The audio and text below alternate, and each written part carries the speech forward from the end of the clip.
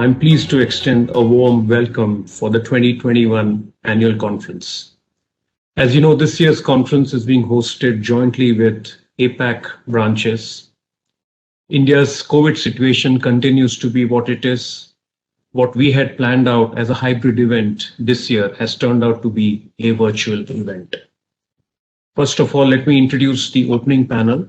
I'm pleased to welcome Honorable Justice Dr. Vineet Kothari, High Court Judge in the state of Gujarat. We will also have a video played on behalf of Murray Clayson, the President of IFA, Kuntal Dave, who's also the Asia Pacific Chairman, and my colleague Nilesh Kapadia, who's the Conference Director and also the one who's taken the lead in the Western Council. We are currently living through momentous times insofar as international tax as a subject is concerned. What started off as an OECD G20 BEPS debate at the G20 summit in Los Cabos on June 19th, 2012, now entails 139 member countries, leading to the redesign of international tax architect never experienced before in the past 100 years. Our virtual conference held in November 2020 for IFA focused on the aspects of reconstructing the treaty network, wherein global experts debated numerous intriguing issues concerning a further need to revamp the tax treaty framework from a principled approach. We in India want to take that debate forward. The work of the inclusive framework on taxing digital economy has been one of the most lively and dynamic debates with an attempt to achieve what is labeled as the consensus under Pillar 1. Overall, the increasing role of organizations, not just OECD, but United Nations in shaping tax policy, along with India's loud and clear commitment to working in a multilateral framework, are indeed remarkable. The world has been a witness to far-reaching ramifications of rapid digitalization and automation that have resulted in disruption in this new normal. We all agree that technology has been a silver lining amidst the pandemic cloud.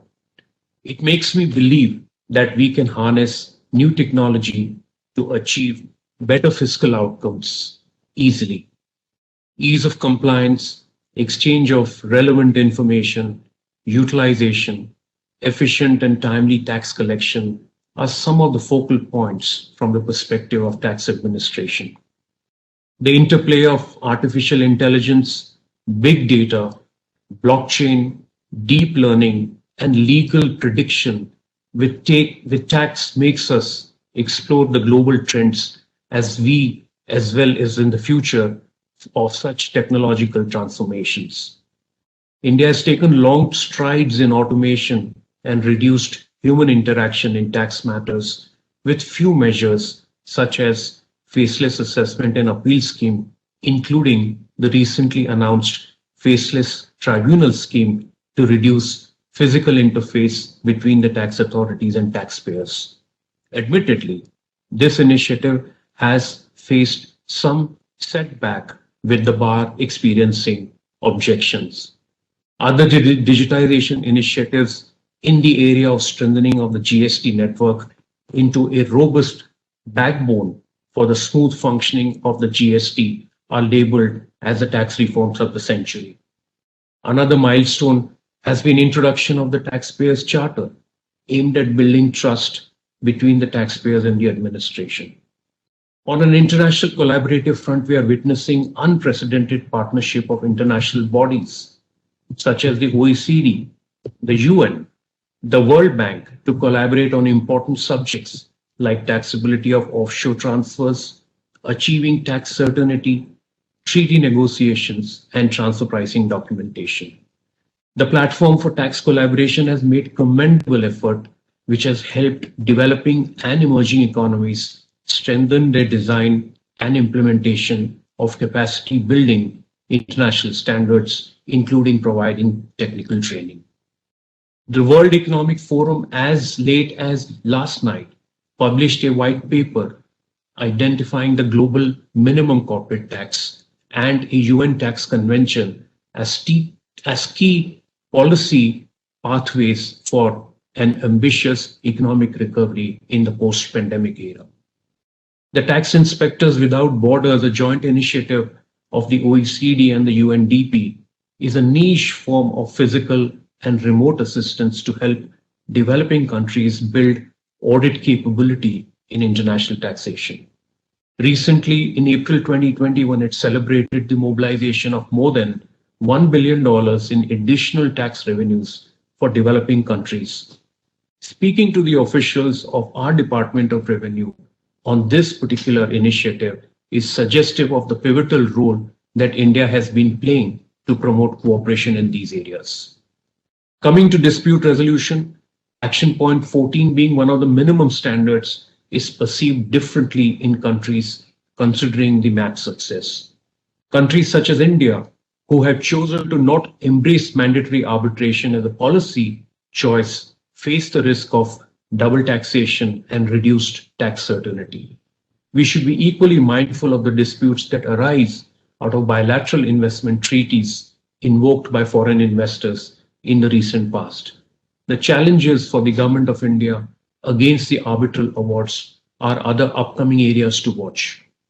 Indian judiciary, on the other hand, is at the forefront of contributing to international jurisprudence with examples of many landmark cases, some of them being IBM on recalibrating India's international tax policy, Pepsi affirming taxpayers' rights, Samsung coming out with expositions on permanent establishment, the recent Shivraj Gupta case, which vindicates the commercial expediency doctrine and taxpayers' precedence over tax officials' view.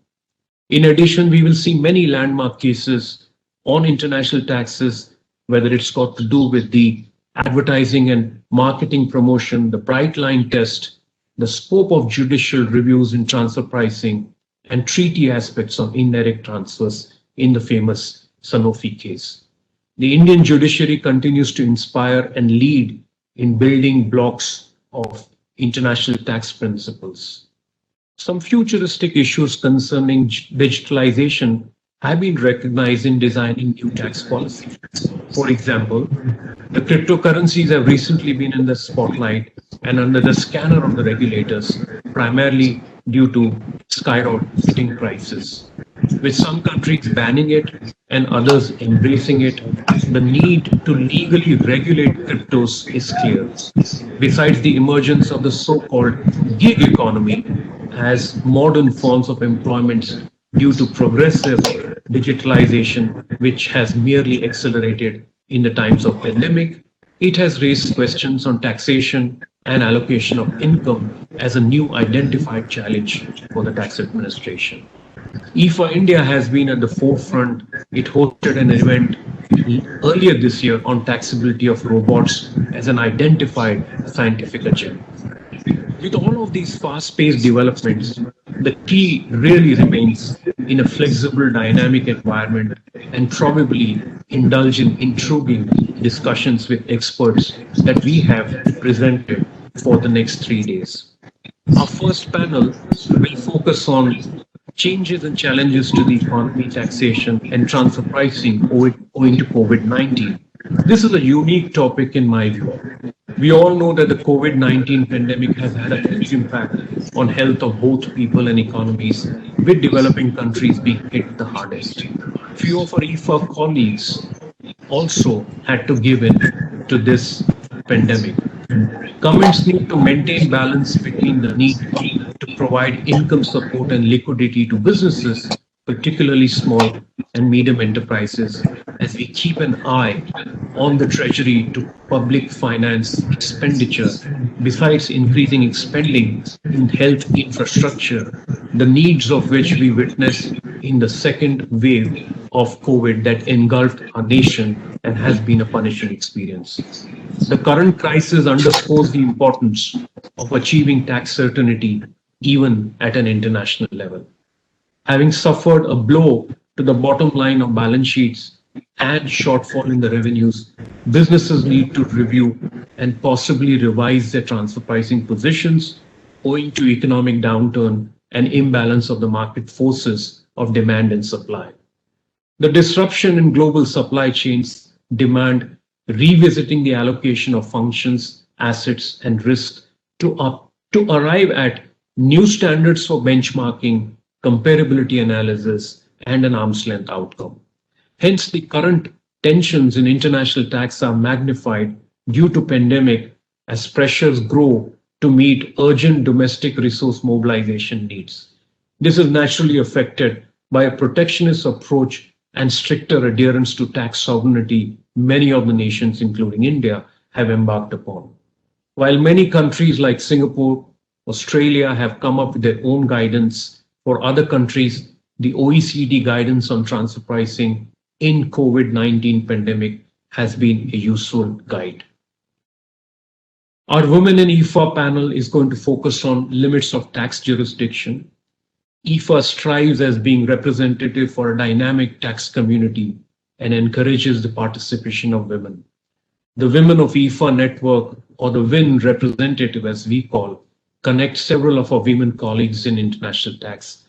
I'm pleased to see the WIN network making an entry in our annual events and wish to congratulate Parul Jain and Karishma Fatefekar for leading this initiative. IFA's win is truly IFA's win with all the prize talent that we have in our membership. Finally, the tax policy on digitization has been at the center of the global debate. The debate on taxing digital economy has never been fueled with so much of the post-pandemic, which accelerates the shift to a booming economy. Such development make us think of difficulties in achieving a global consensus on Pillar 1 by October 2021, and consequently makes us assess alternatives to Pillar 1. Surely, the dazzling pace at which the digitalization is evolving requires efficient multilateral negotiation through the ambitious Pillar 1 consensus or a change-resistant bilateral approach through alternatives like Article 12B of the UN Model Tax Convention, which is also popularly referred to as the Bansal Committee recommendations. Meanwhile, many countries have introduced and implemented uncoordinated unilateral digital services tax, making compliance for multinationals complex and administrative difficult, besides financially burdensome on the taxpayers. Besides giving rise to double taxation, such digital service tax face the risk of retaliatory tax tariffs by United States. The pace of development is such that notes prepared earlier this week needed updation, just given the developments that occurred with the US State Trade Representative announcing last night its decision to suspend tariffs under the 301, initiate investigations under the US Trade Act as retaliation of the DST by 7 nations, including India. The suspension is only for 180 days and is also an indication, in my view, of the timelines to achieve a consensus by the OECD. Naturally, these debates go beyond tax and are the center of US economic relationships. It is coming at a time when India's economic diplomacy is at its best with a recent visit of India's foreign minister to the US. Equally, there are challenges on other front with respect to role of the technology company and the legal defense against liability for user content available to online intermediaries, raising concern on privacy of users. Social media and e-commerce are some of the most valued companies of the world, and they now represent the bedrock of the digital economy. Hence, sweeping changes in regulations, be it tax, be it data privacy, where the pitch for an open and exchequered contribution towards digital ecosystem. Value generation requires an open, nimble-footed, and innovation-friendly environment. India needs a regulatory framework based on commercial prudence and a regulatory fiat. Finally, our panel on YIN is going to focus on a very new topic, sustainable development initiatives, including environmental taxes and social distancing. Environmental taxes aim to promote environmental friendly activities that has been a subject matter of debate for a while. This will also focus on social financing of environmental projects. And last panel on day three would be on software taxation. Lesser talked about the better. Let me not steal away the thrill of the landmark decision of the Supreme Court in software case. Very, very interesting debate has attracted the attention of the Permanent Scientific Committee of IFA, particularly on international public policy principle, which reiterated the primacy of treaty provisions over domestic law, role that the OECD commentaries have to play in India, role of India's reservation on OECD commentary, doctrine of impossibility, and many, many sessions. Finally, we wind up with a valedictory session which will be led by the IFA APAC colleagues and Mr. N. Venkatraman, the Additional Solicitor General. I close this with a concluding remark by an Italian author who in his book had said, "The leopard." It says, if we want things to stay as they are, everything will have to change. I look forward to an enlightening debate in the next 3 days. Thank you very much and a warm welcome to you. Please join me in welcoming my IFA colleague, Kuntal Dave, to take us through the rest of the session. Thank you very much. I'm extremely thankful to IFA India as well as the organizing committee of today's webinar. I'm like all of you, very much looking forward to the panel discussion over next 3 days. And Mukesh has very well summarized and given the background to today's and subsequent 2 days discussion which we'll have. And the topics selected for the discussion are quite interesting and are of the great practical significance. As per the recent survey undertaken by IBM to assess how COVID-19 has created a sense of urgency around digitalization, it brought out that around 60% of the participants either accelerated digital transformation or they completed the initiative that previously encountered any resistance. We are witnessing on daily basis the announcements by countries like US or India or maybe EU or OECD on tax policy surrounding digital economy.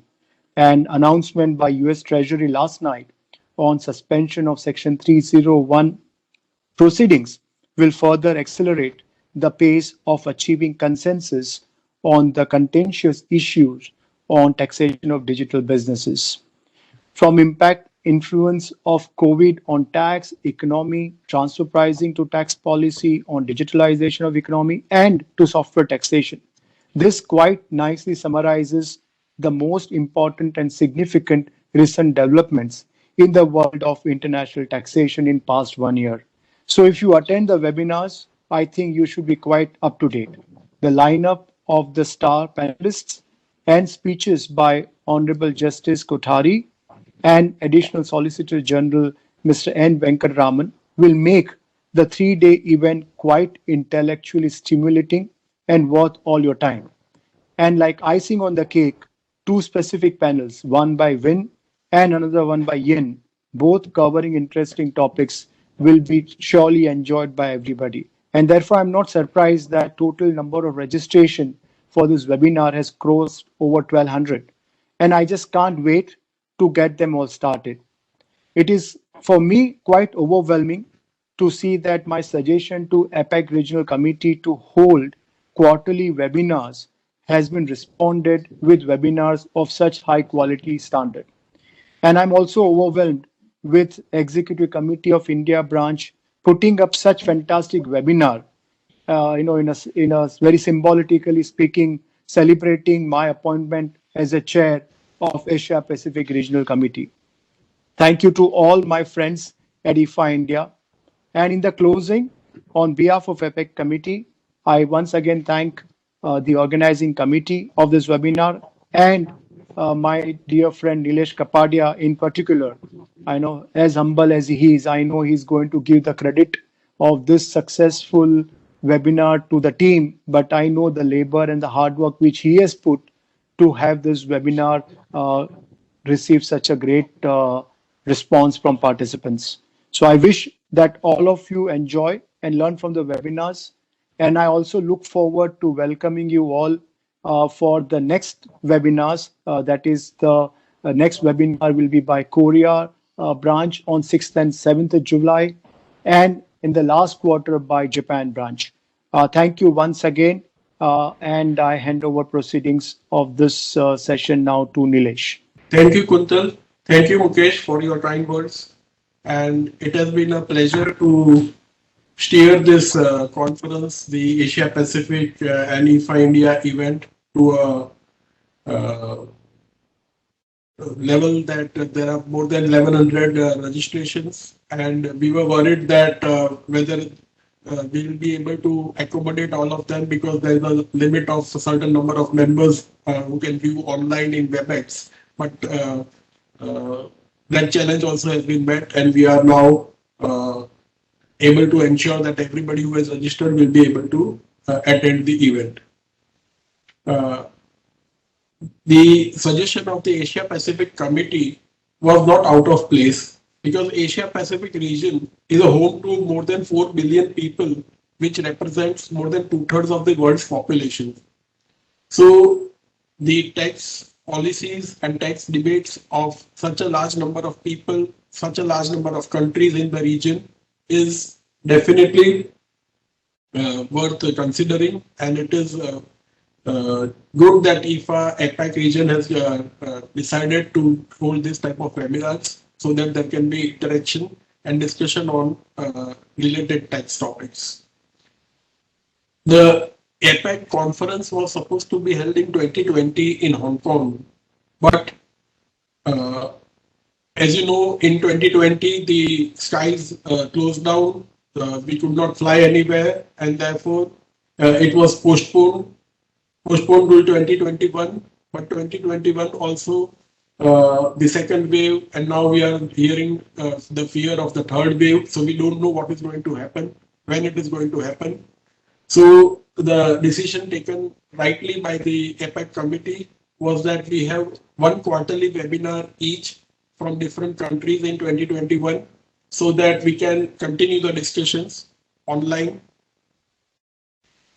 The first event was held in the month of April, which was hosted by the Hong Kong branch, and we are lucky to be the second in the series of webinars.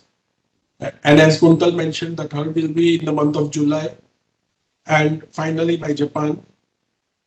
It was originally planned to have this event as a hybrid event, where we wanted to showcase the newly established IFA Mumbai Academy, and at least on a limited, though the capacity is 125, we wanted to call at least 50 or 60 persons for a online, for a physical meeting.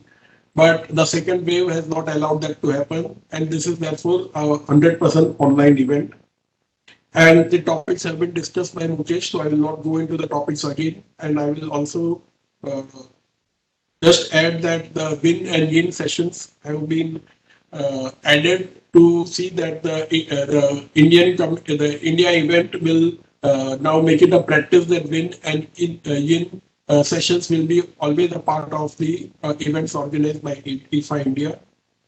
We are fortunate to have Dr. Justice Vineet Kothari to inaugurate the event, and Mr. Venkatraman, the Additional Solicitor General, to deliver the valedictory address.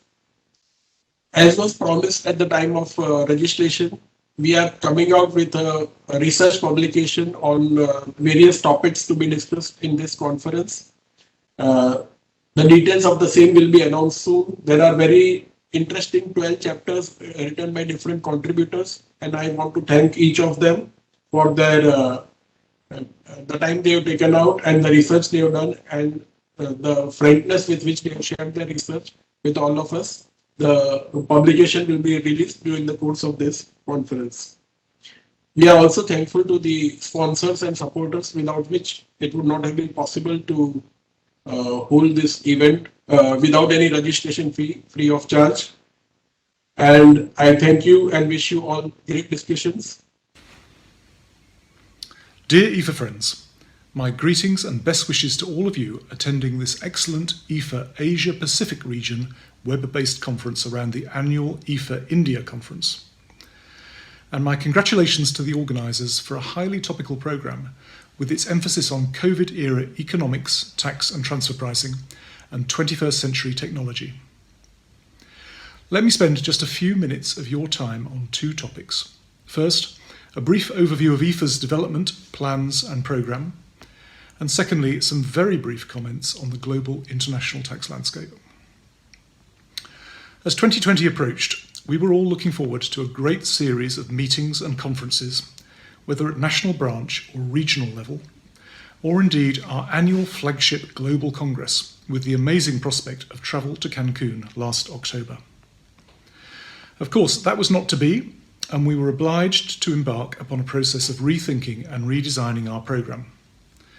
It became apparent fairly quickly that an in-person congress in Cancun would not be viable and would have to be postponed.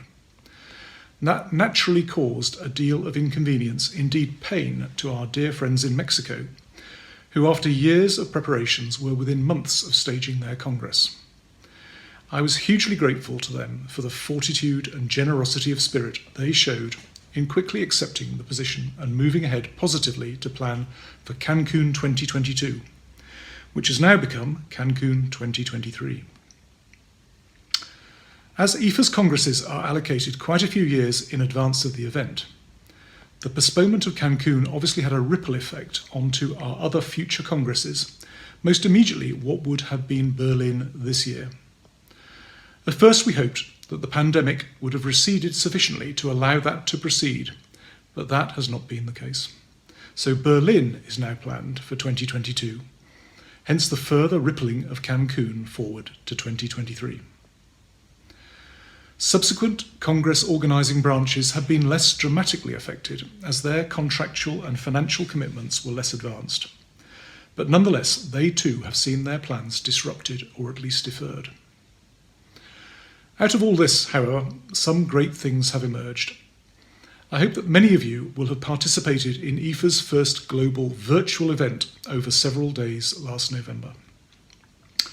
We wouldn't quite call it a congress given the lack of personal interaction, but we still managed to put on a fantastic scientific programme, free of charge to IFA members, including main subjects on reconstructing the treaty network and exchange of information, and then our Win and Yin seminars, and our usual 3 special IFA seminars with OECD, the EU, and on recent developments in international tax, of which there have been many. While we wait for the world to conquer the virus, we will stage a second virtual event along the same lines in late November, early December this year. Most of us will have been obliged to join the video conferencing world in earnest. I confess to finding this tedious at the beginning of the pandemic, missing meetings in person, and even finding myself a little impatient with folk who instantly reached for Zoom for even a brief 2-party conversation when the phone would have done the trick. The technology did not always work as well as it might. But now we are accustomed to all of this as a new normal. And of course, it has brought real benefits both to business and indeed personally. In IFA's world, as with the world as a whole, we will have to embrace virtual proceedings as the new normal, at least to some extent. By that, I certainly don't mean the abandonment of in-person IFA events, quite the opposite. A great part of the value and pleasure of IFA is interaction with our friends and colleagues across the world. We must and we will get back to physical congresses and other events as soon as we safely can do so. But a measure of hybridity will be with us for keeps. I can't yet predict with any accuracy the extent of that measure, but it's easy to envisage some degree of virtual delivery of our scientific programme to our members. Obviously, we have to avoid anything that will devalue membership of IFA, and at the same time, we must strive to deliver great value to our members. So there's a potentially delicate balance to be struck here. I, for one, would be appalled to see IFA reduced to a virtual conference delivery platform. That will not happen. So we will continue to look at all the options, making the most of developing technological solutions, perhaps making parts of the Congress available virtually, whether during or after the event, but continuing to value member participation to an optimum extent. A related tech benefit of the last year has been the accelerated creation of our own web-based platform, now known as Studio IFA. Big thanks are due to the IFA Secretariat for their work on the establishment of this. The platform was used for the November 2020 virtual event, but can also now be put to use on other occasions. Notably, we held our first IFA Conversation on International Tax Practice last month, covering a selection of universally important tax treaty and transfer pricing cases from India, Australia, the USA and Canada. Expect more to follow in this series. The Studio IFA platform may also be of interest to branches and regions organising multilateral events. Also on the central IFA tech agenda is a new multi-website platform. Through this, IFA national branches and regions can create a website using a uniform IFA template. The basic design and underlying technology is all done and available, with branches just left to create their own content. This has so far attracted considerable interest from quite a few of our national branches. On the regional front, well, first let me reiterate my congratulations to the Asia-Pacific region in presenting a second virtual event within a matter of months after the webinar delivered in April under the auspices of the Hong Kong branch. We've also just seen this month the first conference, virtual of course for the time being, of IFA's new North America region. And I'm delighted to say that we have moved a little closer to completing IFA's global regional coverage by having taken the first steps towards the formation of an IFA Africa region ahead of our first ever Africa Congress, which is now scheduled for Cape Town in 2024. Finally, on IFA domestic matters, you should know that this year we have completed a governance review, culminating in the adoption of new articles of association and some new updated structures. The board now has room for some regional representation, and a new supervisory board will indeed supervise and advise the board somewhat on the European corporate governance model. A new nominations committee will assume responsibility for identifying and recommending appointments to all of our bodies. Moving on, it's certainly not my intention to attempt even a brief seminar on recent international tax developments, but I do find the continued pace of change remarkable, especially so in the face of the pandemic. The development of international tax policy has persisted everywhere. No doubt your digitisation panel will provide key insights into the current state of play in the global negotiations we've all been following. The OECD Inclusive Framework project remains very much alive and indeed has been re-energised by the change of compass in the USA, with the Biden administration dropping US objections and indeed sponsoring a global minimum rate of corporate income tax, maybe now even to be 15%.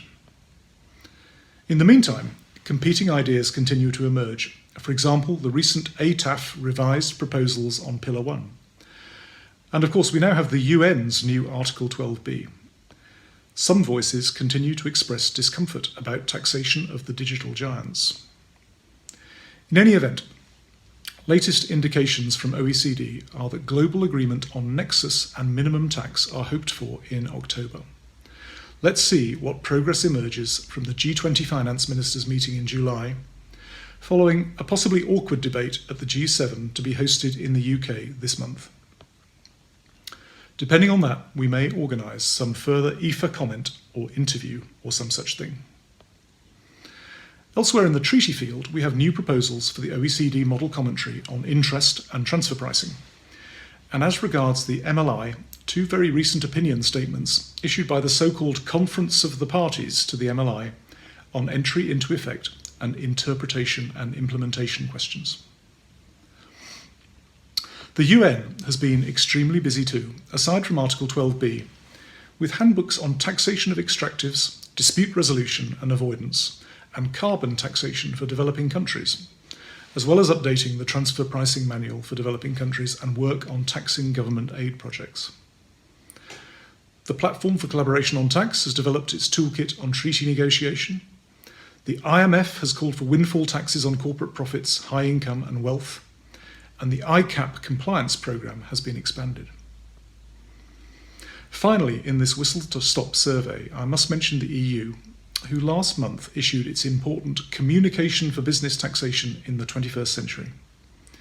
The EU plans updated energy taxation and maintains its plans for a digital levy to sit alongside any global solution. It has also presented to us the acronyms DEBRA and BEFIT. DEBRA is the Debt Equity Bias Reduction Allowance, a new version of an old idea, the Allowance for Corporate Equity, designed to neutralise tax as a factor in choosing capital structure. BEFIT is the new CCCTB. It is Business in Europe Framework for Income Taxation, a formulary apportionment scheme for multinational corporate tax. Alongside all of that, the European Commission will propose a directive for the implementation of Pillars 1 and 2. State aid tax cases continue to roll out with mixed results for Commission and taxpayer. Perhaps some of you will share my feeling of continued astonishment at the sheer pace of change in the world of international tax. With that, let me leave you to your conference programme, which I'm sure will be fascinating and informative. And even if a new hybrid conference format takes root, I hope that we will be able to be together soon in the same room again at future IFA events before too long. Thank you. That was a very inspiring message from our President. And before I request Justice Kothari to speak, I will briefly introduce him. It is an honor and a privilege to introduce him. He has joined as a senior judge in the Gujarat High Court in January 21, and he is also the executive chairman of the Gujarat State Legal Services Authority. Prior to that, between 2018 and 21, he was the senior most judge of the Madras High Court and also discharged duty as the acting Chief Justice there for 2 months. He was earlier the judge at the Rajasthan High Court and also the Karnataka High Court. He has done a BCom with honors. He has done LLB, LLM, PhD in tax law at Jodhpur. He is also a qualified chartered accountant and a company secretary. He has practiced as a tax and constitutional lawyer in Rajasthan High Court, and he has also practiced as a chartered accountant and thereafter as a lawyer since 1984. He has decided almost 23,000 cases in the Rajasthan High Court, 14,000 cases in the Karnataka High Court, and 8,000 cases in the Madras High Court, mostly on civil and tax matters, apart from very few criminal matters. What is heartening to note is that almost all the judgments which were challenged before the Supreme Court have been approved by the Honorable Supreme Court, and the SLPs have been dismissed wherever they have been filed. He has contributed papers to the national conferences and international conferences on international taxation held in various European countries like Amsterdam, Helsinki, Switzerland, Brisbane, Australia, and also the honorary director on the board of International Association of Tax Judges and the member of the CMJA London. With that, I will request Dr. Kothari to please address us. And sir, you may please continue for the allotted time. I know we are slightly late, but let that not affect. And we would like to gain wisdom from whatever you have. You will address us. So, thank you so much, IFA India and APC, to make me a part of this inaugural ceremony or function of the conference. A beautiful and wonderful conference we are going to attend for next 3 days. Friends, I'm happy to be, there was some technical glitch, so a minor delay happened. The international taxation is a topic of great importance these days to all of us in the judiciary and tax professions. And conferences of this nature, even though on online mode, is of great help to all the professionals to understand the subject properly and then do the best for their respective tax jurisdictions.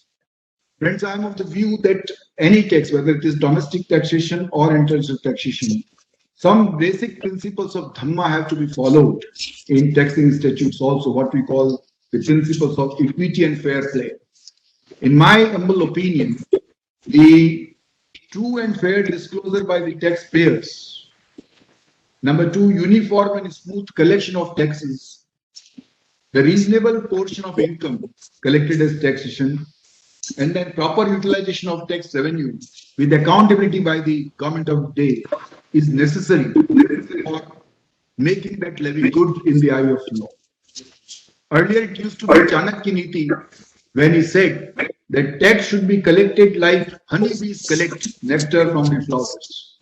So it should be as painless as that. And we see these days in international taxation arenas, the fight or the tug of war between the various tax jurisdictions to collect more and more revenue is so much that several disputes arise and that consume the time of judiciary up to the Supreme Court also of all the countries. So it's very necessary, first of all, that there is simplification of the tax laws in this field also.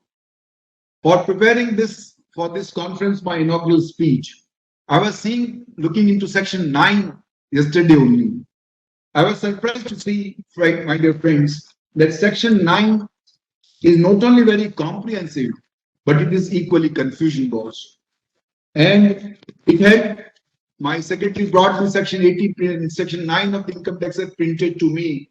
It had 80 footnotes, and while 2 subsections, it had 8 clauses and 17 explanations and 16 provisos.